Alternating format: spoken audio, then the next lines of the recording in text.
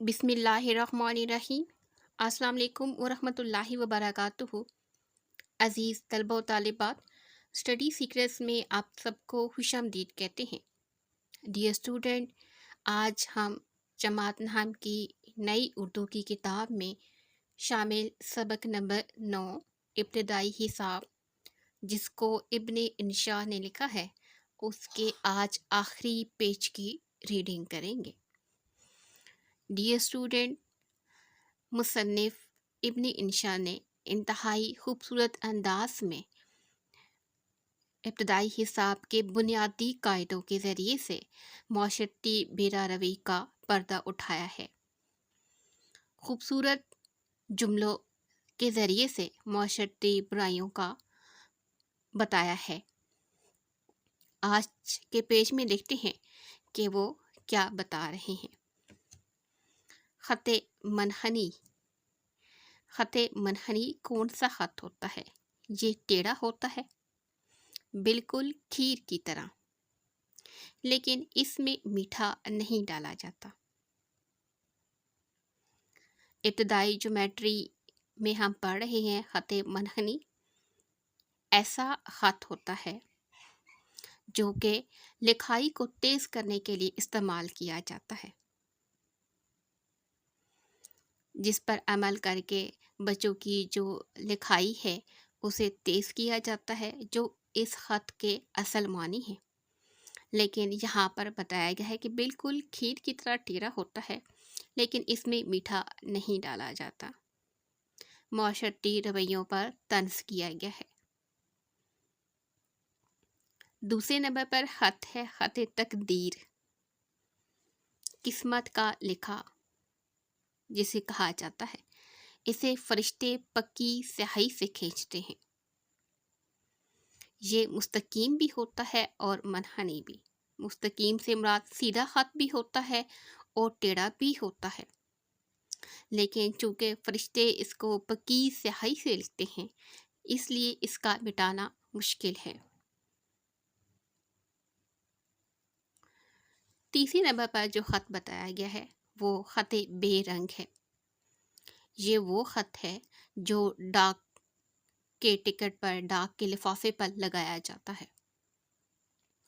اس پر لگانے والے ٹکٹ نہیں لگاتے، یعنی جب ہم کوئی رجسٹری، کوئی لیٹر پوسٹ کرتے ہیں تو وہاں پر ٹکٹ لگایا جاتا ہے، تو پوسٹ آفس والے وہ ٹکٹ نہیں لگاتے۔ تو جب وہ لیٹر، جب وہ ڈاک اس ایڈریس پر، اس پتے پر پہنچ جاتی ہے، تو پھر کیا ہوتا ہے، ان لوگوں کو دگنے پیسے، ڈبل پیسے دینا پڑتے ہیں۔ ہمیں دگنے پیسے دینے پڑتے ہیں اس ٹکٹ نہ لگانے کی وجہ سے، اس لائن کی وجہ سے جو یہاں پر بیان کی گئی ہے۔ تو شاعر اور مصنف جو ہے ابن انشا، وہ معاشرتی رویوں پر بحث کر رہے ہیں کہ لوگ جو ہے ہمیشہ اپنا فائدہ سوچتے ہیں۔ خط شکستہ، یہ جیومیٹری کا ایک نیا قاعدہ جو مصنف نے بتایا ہے۔ یہ وہ خط ہے جس میں ڈاکٹر لوگ نسخے لکھتے ہیں۔ خط شکستہ کہتے ہیں ٹوٹے ہوئے خط کو۔ ایسا خط، ایسی لکھائی جس کی سمجھ نہ آئے، اور اکثر ڈاکٹر لوگ جب کسی بھی مریض کو کوئی دوائی یا نسخہ لکھ کر دیتے ہیں تو وہ اکثر سمجھ سے بالاتر ہوتا ہے، ان کی لکھائی سمجھ میں نہیں آتی۔ تبھی تو لوگ آج کل اتنے لوگ جو ہیں وہ بیماریوں سے نہیں مرتے جتنے غلط دواؤں کے استعمال سے مرتے ہیں۔ یعنی چونکہ وہ لکھائی جو ہے وہ واضح نہیں لکھی ہوتی، تو اس کی اتنی زیادہ سمجھ نہیں ہوتی، لوگ بیماریوں سے اتنے زیادہ نہیں مرتے جتنے وہ غلط دواؤں کے استعمال سے مرتے ہیں۔ نیکسٹ خط ہے خط استوا۔ یہ خط استوا آپ لوگ زیادہ تر معاشرتی علوم یا مطالعہ پاکستان میں پڑھ چکے ہوں گے۔ نقشہ یا گلوب کی تصویر کے دوران یہ خط استوا کھینچا گیا ہے۔ یہ اس لیے ہوتا ہے کہ کہیں تو دنیا میں دن رات برابر ہوں، کہیں تو مساوات نظر آئے۔ یعنی خط استوا کا مطلب ہے برابری، دونوں طرف ہو، لیکن یہاں پر دنیا کے اندر معاشرتی ناانصافی یا مساوات کا کوئی دور دورہ نہیں ہے، ہر طرف حقوق کی حق تلفی ہوتی ہے، اس لیے کہ اس خط کے ذریعے سے مساوات کا شاید عمل جو ہے وہ یقینی ہو جائے۔ متوازی خطوط یہ جیومیٹری کے بنیادی قاعدوں میں سے ہیں، جن کو انگلش میں پیرل لائن بھی کہتے ہیں۔ دو پیرل لائن جو کہ ہمیشہ سیدھی چلتی رہتی ہیں، لیکن کبھی بھی کسی پوائنٹ پر، کسی نقطے پر آپس میں ایک جگہ پر بھی نہیں ملتی، جن کو زیادہ تر ریلوے کی پٹری سے تشبیہ دی جاتی ہے۔ سڑک کے دو کنارے جو آپس میں چلتے رہتے ہیں، دریا کے دو کنارے جو آپس میں ساتھ ساتھ تو ہوتے ہیں لیکن مل نہیں سکتے۔ متوازی خطوط یہ ویسے تو آمنے سامنے ہوتے ہیں، سڑک کے دو کنارے، دریا کے دو کنارے آمنے سامنے ہوتے ہیں، لیکن تعلقات نہایت کشیدہ ہوتے ہیں، یعنی ناخوشگوار تعلقات ہوتے ہیں۔ ان تعلقات کی وجہ سے وہ کبھی بھی آپس میں میل بیٹھ نہیں سکتے۔ تو یہاں مصنف کی بنیاد لوگ ہیں کہ لوگ ویسے تو ساتھ رہ رہے ہوتے ہیں، لیکن ان کے تعلقات اتنے خراب ہوتے ہیں کہ وہ کبھی بھی خوشگوار موڈ میں بیٹھ کر بات نہیں کر سکتے۔ ان کو کتنا بھی لمبا کھینچ کے لے جائیے، یہ کبھی بھی آپس میں نہیں ملتے۔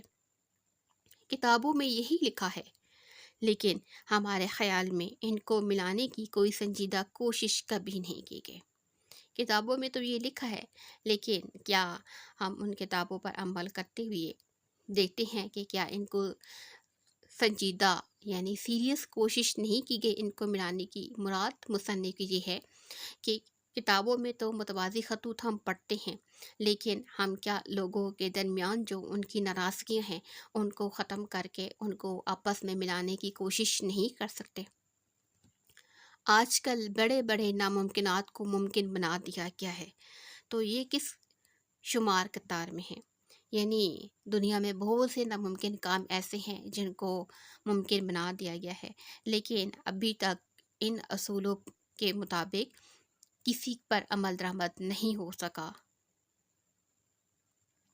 نقطہ، فل سٹاپ جسے کہتے ہیں، ختمہ جہاں پر بات ختم ہو جاتی ہے، کام مکمل ہو جاتا ہے۔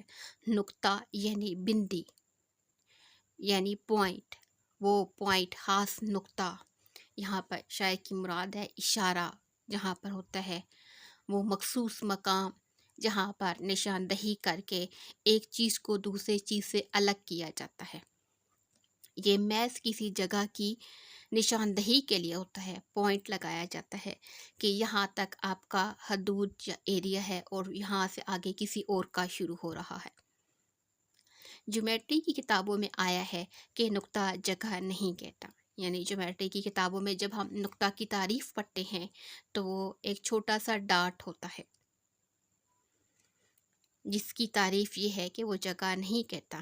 ایک آدھ نقطے کی حد تک تو یہ بات صحیح ہوگی، یعنی ایک آدھ نقطے کی، ایک آدھ پوائنٹ تک تو یہ بات سمجھ میں آتی ہے، لیکن 6 نقطوں سے تو آپ سارا پاکستان گھیر سکتے ہیں۔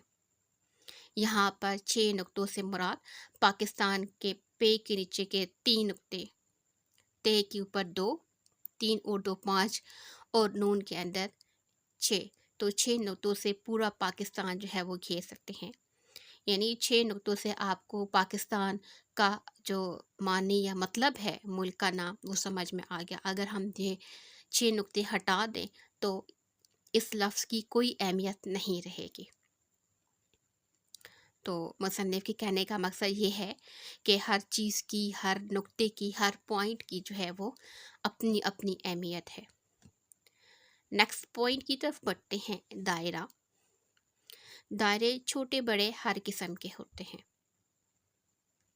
یہاں پر مصنف کی مراد مختلف طبقات کے لوگ بھی ہو سکتے ہیں، گروپ بھی ہو سکتے ہیں، جو کہہ رہے ہیں کہ دائرے چھوٹے بڑے ہر قسم کے ہوتے ہیں۔ اسی طریقے سے اس دائرے کو جو ہے ہم ذات پات پر بھی لے کر آ سکتے ہیں، لیکن یہ عجیب بات ہے کہ قریب قریب سبھی گول ہوتے ہیں، لیکن دائرے کی شکل دیکھی جائے چاہے وہ چھوٹے ہیں یا بڑے، لیکن ہوتے سبھی گول ہیں۔